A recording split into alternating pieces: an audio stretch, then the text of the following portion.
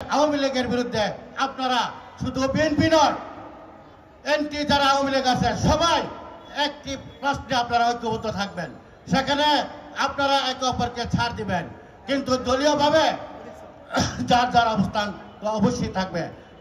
যে আগামী দিনে 2026-এর ফেব্রুয়ারি মাসে যে আমরা আশা করতেছি নির্বাচন হবে, এই নির্বাচনের পূর্বে অবশ্যই আপনারা স্থায়ী সংস্কার করবেন এবং এই বিচার কমপক্ষে 5-7 বছর বিচারের ধারা ত্বরান্বিত করবেন এবং স্থায়ী সংস্কার করবেন। নির্বাচনের পূর্বে আপনারা এই দেশের স্বার্থে, জনগণের স্বার্থে সেই সংস্কার যতটুকু সম্ভব আপনারা এদেশের স্বার্থে, জনগণের স্বার্থে আপনারা সেই সংস্কার আদায় করে নেবেন। কোনো মায়ের বুক যেন খালি না হয়।